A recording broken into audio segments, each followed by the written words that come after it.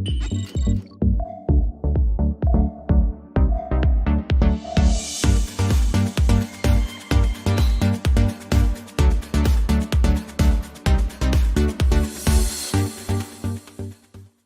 next topic is rectangular resolution of a vector. Rectangular resolution of a vector. ठीक है, तो rectangular resolution आप ज़रा समझेंगे, बहुत इंपॉर्टेंट है। अब यहाँ से कंपोनेंट वगैरह ब्रेक करने आपको आएगा, बिकॉज वेक्टर्स का जो एप्लीकेशन है वो फोर्सेस वगैरह केस में वही है कि आपको कई जगह किसी पर्टिकुलर फोर्स का या वेलोसिटी का या एक्सेलरेशन का या जो भी वेक्टर्स हों, आपको उसका कंपोनेंट रिजॉल्व करना पड़ता है इन ए पर्टिकुलर डायरेक्शन और म्यूचुअली परपेंडिकुलर डायरेक्शंस। तो वो किस तरह से निकालते हैं उसको आप ज़रा ध्यान से पढ़ें और समझिए इसको। Let's take this as x axis, this is y axis, this is origin, y dash, x dash, and let us consider a vector OA as vector A, and suppose this angle is theta, right? अब एक चीज़ आप समझे, इसको आप पहले अगर displacement के form में समझेंगे तो बहुत बड़ी आसानी होगी। सपोज करिए कि एक पार्टिकल था जो O से A तक गया है, so the displacement is from O to A। अब देखिए O से A जाने के इनफाइनाइट वेज हैं। एक तो ये कि आपको सीधा सीधा इसका लेंथ बता दिया जाए और एंगल बता दिया जाए तो आप A तक पहुंच जाएंगे। एक दूसरा तरीका क्या है कि आप इसको परपेंडिकुलर कंपोनेंट्स में ब्रेक कर लें, यानी आपसे कहा जाए कि पहले ईस्ट में जाएं कुछ डिस्टेंस, उसके बाद नॉर्थ में टर्न ले लें, इतना डिस्टेंस नॉर्थ में चले जाएं। तो इस परपेंडिकुलर कंपोनेंट्स को ही हम यहाँ क्या बोल रहे हैं, rectangular resolution of A vector. उसके लिए आपको क्या करना होगा कि just drop a perpendicular from here from the head on this x axis. इसको आप मान लीजिए this is suppose P, right? तो ये जो डिस्टेंस, यानी अगर आपको O से A तक जाना है तो एक तरीका वो क्या बताया जा रहा है कि पहले आप O से P जाएं, this is towards east, and then P से A चले जाएं टुवर्ड्स नॉर्थ। ये तो नॉर्थ ही होगा ना, this is north, this is east. तो ये जो डिस्प्लेसमेंट होता है यानी O से P तक का जो डिस्टेंस है, इसको हम क्या बोलते हैं, ये इसी वेक्टर का x कंपोनेंट है। मैं इसको लिखूंगा ऐसे A और सबस्क्रिप्ट में दूंगा x, A के बिल्कुल बॉटम पे जड़ पे अभी लिखिए उसको x, ठीक है ना, सबस्क्रिप्ट। और इसको कहते क्या है, this is known as x component of vector A, right? यानी वेक्टर A को अगर आप ब्रेक करोगे तो x एक्सिस पे जो उसका प्रोजेक्शन आने जा रहा है, this is called the x projection of A, और you can say x component of A। इसी तरह से अगर आप इसको y पे ड्रॉप कर लो, this point is suppose Q, और तो ये जो डिस्टेंस होगा यहां से यहां तक, यानी ये O से Q तक ये जो डिस्टेंस डिस्प्लेसमेंट हुआ, ये जो डिस्टेंस हुआ, इसको आप क्या कहेंगे, this is known as A, और इसके सबस्क्रिप्ट में y लिखें। नाम क्या होगा इसका, इसको आप क्या बोलोगे, y component of vector A।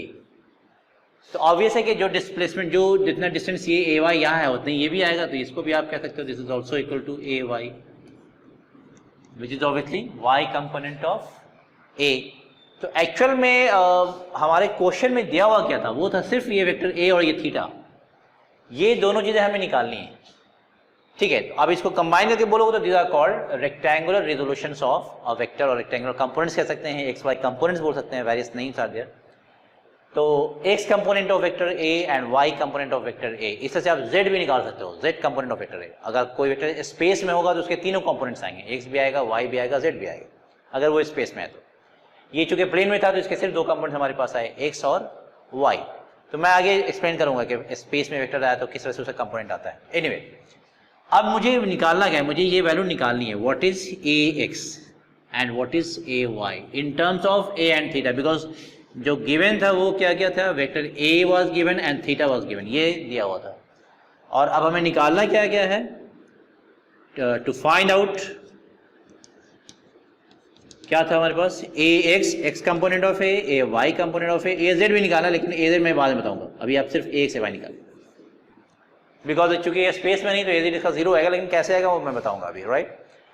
तो ए एक्स अब कैसे निकालूंगा, जरा देखिए आप, in triangle O A P, in triangle O A P, this is a right angle triangle, in this triangle what is cos theta, cos theta क्या है, so in a right angle triangle cos theta is base upon hypotenuse, तो base का ही नाम, base जो है OP है, मैं लिख रहा हूं this is OP upon O A, OP को आप क्या कहते हो, A X, X component of OP को ही हमने क्या बोला, A X, X component of A, और ओ ए जो है वो इसका लेंथ है वेक्टर ए का, जिसको आप सिंपली ए लिखोगे, तो यहां से क्रॉस मल्टीप्लाई करो तो ए इंटू कॉस थीटा बराबर क्या बचेगा, एक्स, तो एक्स कंपोनेंट हमारे पास क्या आया, A X is coming out to be A into cos theta, A cos theta जिसको बोलो, this was the X component of vector A, this was vector A. Now in the same triangle, उसी triangle में अगर आपसे कोई पूछे कि what is sine theta, in the same triangle what is sine theta, तो साइन थीटा होगा in a right angle triangle, sine theta is perpendicular by hypotenuse, तो perpendicular is AP divide by O A again. अब AP क्या है check कर लीजिए, in that triangle sine theta is perpendicular is AP, और AP को हमने क्या माना है, ए वाई, सब्स्टिट्यूट में लिखना चाहिए, ए को वाई से मल्टीप्लाई मत करिएगा, गलती से भी इसको ऐसे मत लिखिएगा A Y, this is something different, something different, तो this is A Y upon A, so from here you can get A Y is equal to A sine theta, ये वाई कंपोनेंट आपका आ गया, क्लियर है। तो these two are the rectangular components of a vector A.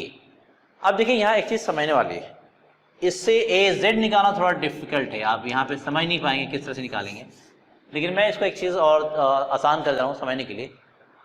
Component निकालने का एक आसान तरीका आप समझ लें, जब भी किसी भी वेक्टर का कंपोनेंट निकालना हो, परपेंडिकुलर कंपोनेंट्स की बात मैं कर रहा हूँ, और म्यूचुअली परपेंडिकुलर में ऑब्वियसली एक्स वाई जेड में आप ब्रेक कर सकते हो, चाहे किसी भी कोई भी एक्सिस ऐसा चूज करें जो म्यूचुअली परपेंडिकुलर हो, तो उसमें अगर आपको कंपोनेंट कहा जाए निकालने के लिए, तो मैं यहाँ पे एक नोट दिखा रहा हूँ, आप आसानी से इसको समझ करके नोट कर लेंगे बेसिकली, कि the component of a vector in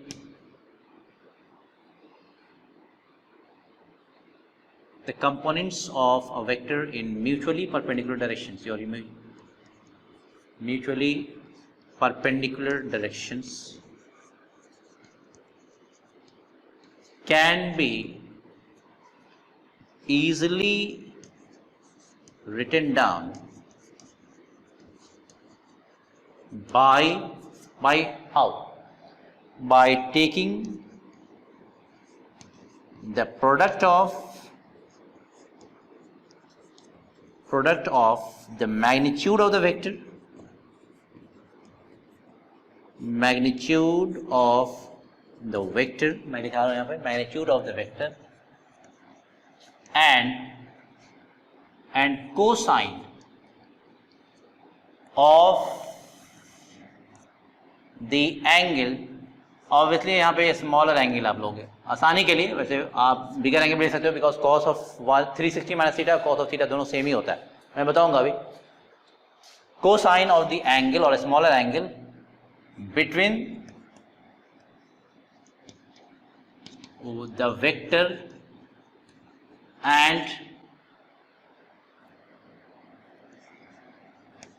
and that direction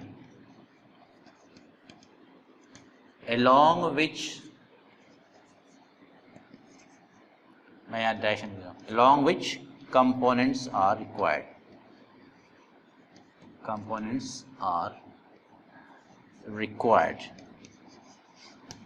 तो लैंग्वेज थोड़ा सा होता है कंफ्यूजिंग हो, लेकिन अभी अब मैं आपको समझाऊंगा तो वो चीज़ें क्लियर हो जाएंगी, जस्ट वेट फॉर दैट। देखिए मैं क्या कहना चाह रहा हूँ,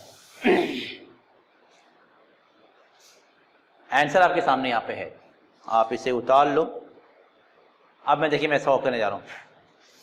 सेम वेक्टर में ए एक्स मुझे निकालना है, then we will find out A Y also, then we will find out A Z, और इस मेथड से ए जेड भी बड़ा आसानी से आप निकाल लेंगे, ये जो हमने लिखा है। लेकिन बहुत केयरफुली आप समझिएगा मैं क्या कहना चाह रहा हूँ, किस तरह से मैं सॉल्व करूंगा इसे। ए एक्स हमने क्या लिखा है, the component of a vector in mutually perpendicular directions can be easily written down by taking the product of the magnitude of the vector and cosine of the angle of a smaller angle between the vector and that direction or direction along which component is required. In short, component किसी vector का जब भी आपको लिखना होगा तो वो दो चीज का प्रोडक्ट होता है। क्या होता है? दो चीजों का प्रोडक्ट है। Product of the magnitude of the vector, यानी हर हाल में जिस वेक्टर का आप कंपोनेंट लिखेंगे उस वेक्टर का मैग्नीट्यूड तो वहां होगा ही।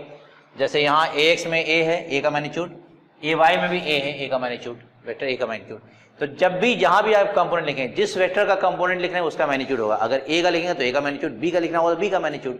यहाँ तीनों कंपोनेंट्स ए का है तो यहाँ मुझे हर हाल में यहाँ भी ए का मैग्नीट्यूड लिखना होगा, यहाँ भी, यहाँ भी। आगे डॉट में लिख दिया क्योंकि प्रोडक्ट है, मैंने बताया ना कि ये दो चीजों का प्रोडक्ट है, जिसमें पहला जो आएगा फैक्टर वो क्या है, प्रोडक्ट में ये दो चीजें, दो टर्म्स है बेसिकली, उसके प्रोडक्ट है वो।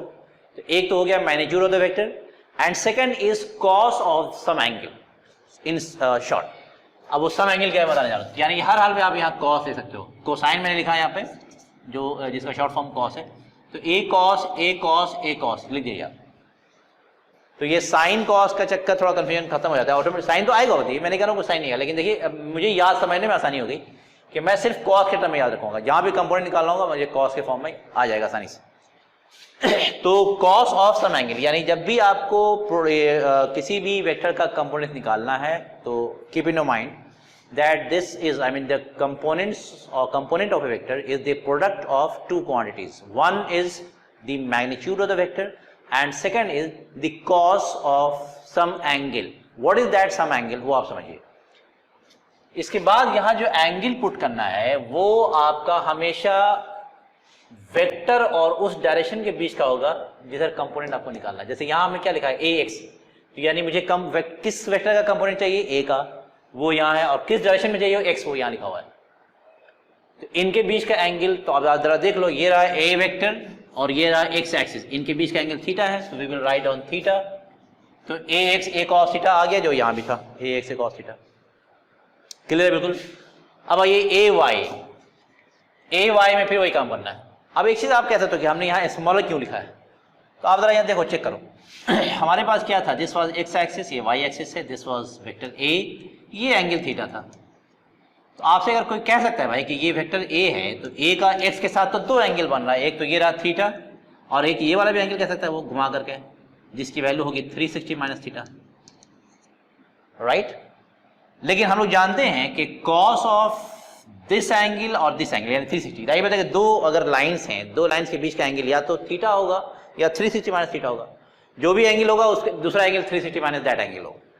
तो और हम जानते हैं cos of both the things, यानी कॉस ऑफ 360 माइनस थीटा और कॉस ऑफ थीटा, ये दोनों सेम ही होता है। फॉर्मूला ही है, cos of 360 minus theta is cos theta. तो जब दोनों की वैल्यू सेम ही होती है तो why don't we prefer the smaller angle, हम बड़े एंगल की तरफ क्यों जाएं। ठीक है, तो हमने इसीलिए स्मॉलर लिख दिया है कि वैल्यू तो सेम ही आनी है, तो मैं क्यों बड़ा एंगल चूज करूं, मैं इस तरह से घूम के क्यों जाऊं, हालांकि आंसर सेम ही आना है। तो इसलिए हमने लिखा कि जो स्मॉलर एंगल हो आप उसको चूज कर लो। तो ये हो गया थीटा। अब आप जरा यहाँ देखो, ए यहाँ भी वही लिखना है, मुझे एंगल डालना है, और एंगल किसके किसके बीच होता है, वेक्टर एंड दिस डायरेक्शन, हर जगह this is vector and this is that direction. Vector is A, direction is Y, so vector is A, direction is Y, मुझे ये वाला एंगल चाहिए। तो अब देखिए ये अगर थीटा है तो ये हो जाएगा 90 माइनस थीटा, होगा या नहीं। तो उस एंगल को आप पुट कर दो यहाँ पे 90 माइनस थीटा, ये रहा ए, ये रहा 90 माइनस थीटा। अब आपसे कोई कहेगा दूसरा एंगल, तो दूसरा एंगल फिर घूम के आइए और 360 में से इसको माइनस करना होगा, 360 minus 90 minus theta, again you will get the same answer. तो मैं उसकी तरफ क्यों जाऊं फिर। तो ठीक है, अब देखिए cos 90 minus theta sine theta होता है, वी ऑल नो दिस। तो this is A cos 90 minus theta, this is sine theta. तो आपके पास आंसर आ गया यहाँ पे, this is A sine theta. तो देखिए ए वाई की वैल्यू ए साइन थीटा यहाँ भी थी, A Y is A sine theta, आ गया वहां से। जो असल पार्ट है जेड वाला, असल क्या मतलब समझने वाला, जिसमें इंपॉर्टेंस आपको समझ में आएगा। इस मेथड से ए जेड निकालना थोड़ा डिफिकल्ट था। आपको समझ नहीं आया कि जेड एक्सिस क्या है, कि उसका एंगल कितना बना रहा है। लेकिन इसमें बड़ी आसानी से आप समझ जाओगे। हमने क्या कहा था कि आप मैग्नीट्यूड ऑफ वेक्टर लिखते हैं, इसके बाद कॉस लिखें और इन दोनों के बीच का एंगल देख लें, ए और जेड। यहाँ पे क्या है, वेक्टर ए और जेड एक्सिस के बीच का एंगल चाहिए। तो अब आप जरा चेक कीजिए, ये रहा आपका वेक्टर ए, जेड एक्सिस की तरह, जरा बताओ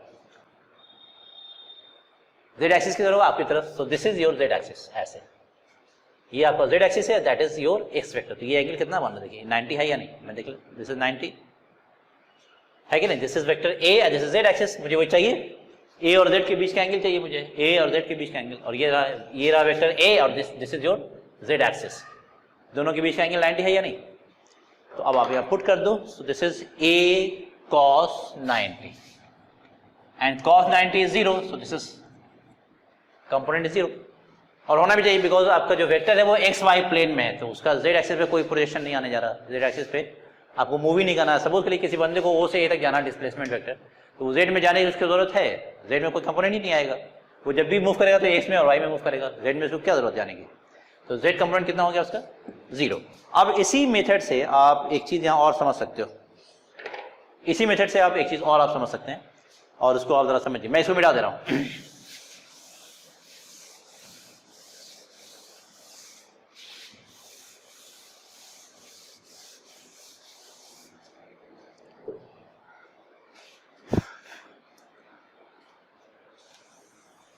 जरा देखिएगा, मैं इन तीनों को दोबारा लिख रहा हूं यहाँ पे, बल्कि सामने सामने दो चीजें लिखूंगा और मैं। ये रहा ए एक्स कंपोनेंट मुझे चाहिए, और यहां मुझे चाहिए A X dash, because this is X dash, वो एक्स एक्सिस है, this is your X axis, this is X dash. ये आपका वाई एक्सिस है, दिस इज वाई डैश में कंपोनेंट चाहिए, फिर A Z and A Z dash, इस सब में कंपोनेंट चाहिए। तो अब जरा उसी हिसाब से फटाफट आप वैल्यूज पुट कर दिए, इट्स वेरी इजी। चूंकि 6 कंपोनेंट्स जो आपका है, ये कैसा है, ये आपका सब वेक्टर ए का है, तो सब जगह मैग्नीट्यूड तो वेक्टर ए का ही होगा, एवरीवेयर इट इज ए। और मैंने बताया था कि उस मेथड में कंपोनेंट लिखने के लिए आपको सिर्फ कॉस देखना है, कॉस ऑफ सम एंगल्स, तो एवरीवेयर कॉस।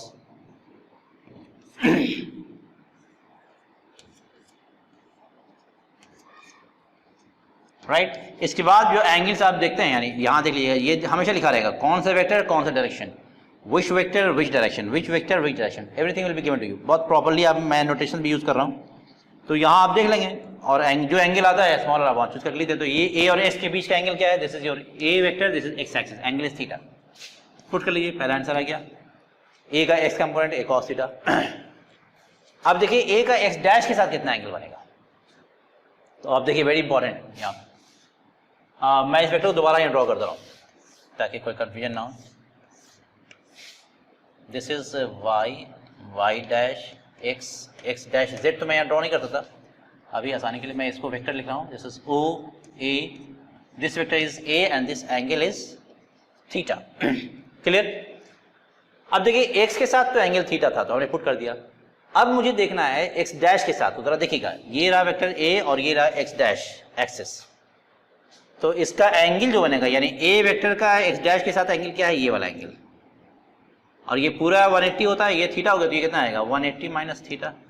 आप इसको यहां पुट करोगे, this is 180 minus theta, and cos 180 minus theta is minus cos theta, so this is minus a cos theta, so this is a x dash, remember this। अब यहां देखिए क्या चीज इंपॉर्टेंट है कि x कंपोनेंट और x dash component, क्योंकि वो एक्सिस का अपोजिट साइड होता है, अपोजिट एंड कहेंगे आप, तो जो कंपोनेंट x एक्सिस के लॉन्ग होगा उसका जस्ट अपोजिट आएगा x डैश में, यानी you will always get ax dash is equal to minus ax या ax is equal to minus x dash, obviously दोनों हो सकता है, यानी दोनों एक दूसरे का अपोजिट आएगा। जो कंपोनेंट एक्स एक्सिस के लॉन्ग आएगा उसका जस्ट उल्ट अपोज माइनस कंपोनेंट आएगा एक्स डैश के लॉन्ग। सिमिलरली आप कह सकते हैं वाई और जेड में भी जो कंपोनेंट वाई में आएगा उसका जस्ट माइनस साइन के साथ यहां आ जाएगा। देखिए कैसे, ए का वाई के साथ कितना एंगल है, चेक कीजिए, ये एंगल था ए का एक्स के साथ थीटा, तो वाई के साथ कितना होगा 90 माइनस थीटा। मैं यहां लिख रहा हूं, ये एंगल हो जाएगा 90 minus theta, so this is A cos 90 minus theta होता है साइन थीटा, तो दिस इज ए वाई, यानी ए का वाई कंपोनेंट कितना आया, ए साइन थीटा। अब जरा यहां पुट कीजिए, क्या वैल्यू आएगी ए का वाई डैश, आप जरा चेक कीजिए, ये रहा वेक्टर ए और ये रहा वाई डैश। तो आप देखिएगा तो यहां तक तो वेक्टर थीटा है ही, एंड दिस एंगल इज 90, ये पूरा एंगल कितना होगा 90 प्लस थीटा, यहां से यहां तक 90, दिस इज प्लस थीटा, तो यहां आप लिखोगे 90 plus theta, and cos 90 plus theta is minus sign theta, तो माइनस साइन थीटा और ये ए, तो ये हो जाएगा माइनस ए साइन थीटा। देखिए जो कंपोनेंट यहाँ ए साइन थीटा आया, यहाँ माइनस ए साइन थीटा आ गया, तो यानी ए वाई और ए वाई डैश ये भी एक दूसरे का क्या होगा, अपोजिट होगा। So this is, you can also write down A Y dash is minus A Y, या A Y is minus A Y dash, यानी ये दोनों कंपोनेंट एक दूसरे का अपोजिट होता है। तो जो आसान हो निकाल लीजिए, दूसरे वाले के साथ माइनस कर देंगे, क्वाइट इजी। यानी कोई ज़रूरी नहीं है, सपोज कर लीजिए कि ये वेक्टर इस क्वाड्रेंट में है, मैं एक चीज़ बता रहा हूँ बहुत इंपॉर्टेंट, ये जो वेक्टर हमारा है ये फर्स्ट क्वाड्रेंट में है, और क्वेश्चन में आपसे आ जाए या कोई पूछ दे कि भाई मुझे इस वेक्टर का कंपोनेंट वाई डैश में चाहिए, तो ऑब्वियसली ये एंगल आपका 90 से बड़ा होने जा रहा है, कुछ लोगों को याद नहीं रहता है वैल्यू, तो आपके लिए आसान काम है, आप ये वाला वैल्यू निकालिए वाई के साथ तो ऑब्वियसली 90 के अंदर का एंगल आएगा, वाई का निकालिए, वाई डैश का उसने पूछा है माइनस साइन लगा दें आप, तो वही हमने क्या है, तो वेक्टर जिस क्वाड्रेंट में होगा उस क्वाड्रेंट के आसपास जो एक्सिस है वो आप निकाल लें, बाकी जो बचा हुआ होगा एक्सिस उसमें माइनस साइन कर देंगे। अगर मान लीजिए कि कोई वेक्टर इस क्वाड्रेंट में होता है, समझिएगा इस थर्ड क्वाड्रेंट में, तो थर्ड क्वाड्रेंट के आसपास एक्सिस कौन कौन सा है, एक्स डैश वाई डैश, क्योंकि अगर वेक्टर इस क्वाड्रेंट में होगा तो ये दोनों एंगल 90 से कम होगा, तो मैं ये दोनों कंपोनेंट निकाल लूंगा, अब बाकी इन दोनों के लिए मैं माइनस साइन कर दूंगा, क्योंकि दोनों एक दूसरे का अपोजिट होगा, एक्स डैश मालूम हो जाएगा तो एक्स उसका अपोजिट होगा, एक्स मालूम होगा तो एक्स डैश उसका अपोजिट होगा, वाई डैश मालूम है तो वाई उसका अपोजिट, वाई मालूम है तो वाई डैश अपोजिट, तो इट्स क्वाइट इजी। अब आप जेड में देखिए, जेड के बारे में अभी हम समझा चुके कि वेक्टर अगर आपका हाँ दिस इज, ये वेक्टर है ए वेक्टर और ये आपका जेड एक्सिस है, आपसे जेड एक्सिस पूछा गया था कि क्या कंपोनेंट होगा, तो वेक्टर ए का जेड के साथ कितना एंगल है 90 डिग्री, तो आप यहाँ पुट कीजिए 90 डिग्री है या नहीं, चेक कीजिए ए वेक्टर जेड एक्सिस 90 cos 90 0 का निगेटिव भी 0 ही होता है, पता ही आपको, तो अब आप माइनस अगर जेड डैश जाएंगे तो जेड डैश ऐसे हो जाएगा इनसाइड, ये रहा ए वेक्टर है कि नहीं, देखिए सर अंदर जाएगा ये ए और ये जेड डैश, फिर 90 बन रहा है, तो cos 90 यहाँ भी लिखेंगे आप, अगेन 0 क्लियर है। तो ये चीज़ आपको समझ में आ गई।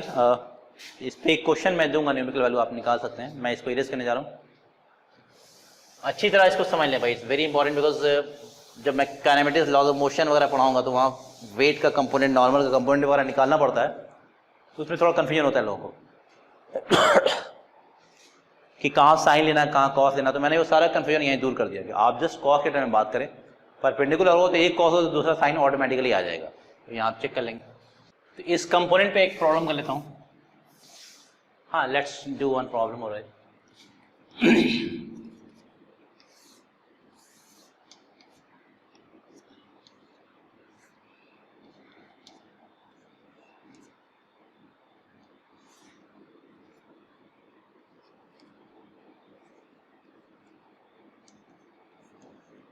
ये 10 मीटर लेंथ का कोई वेक्टर है and this angle is suppose 37 degree.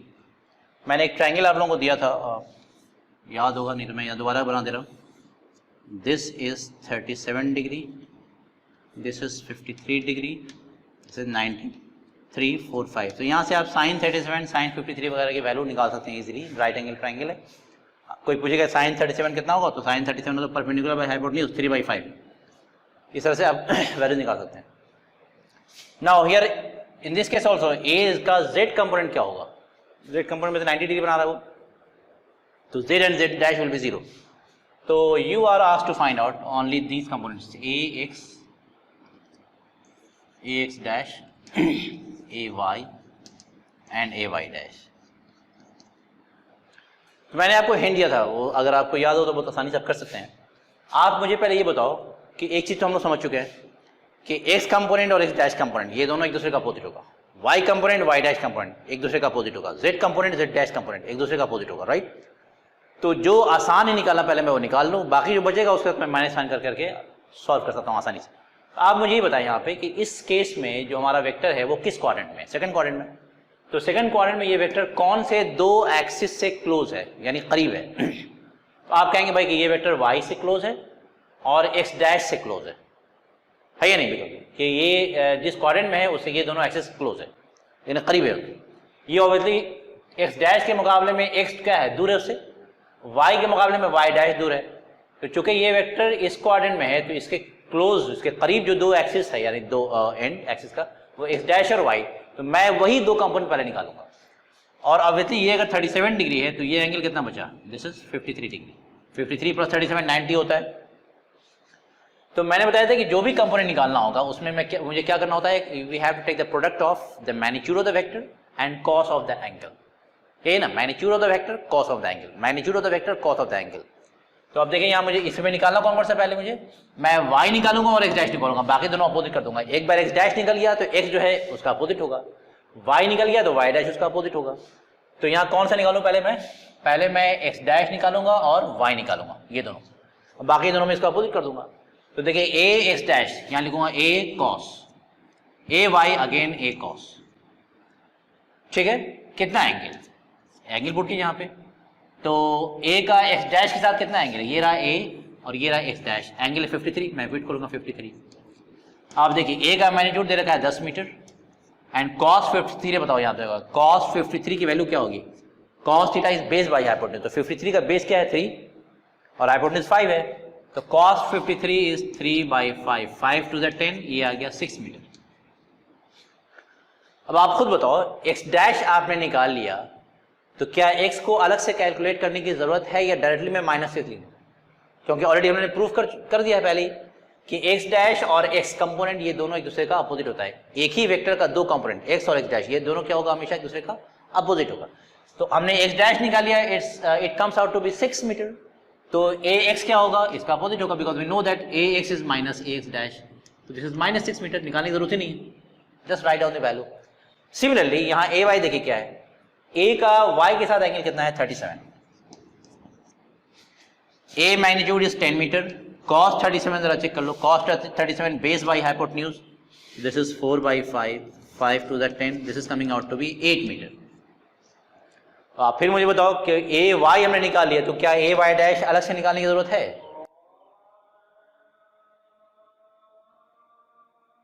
Just opposite.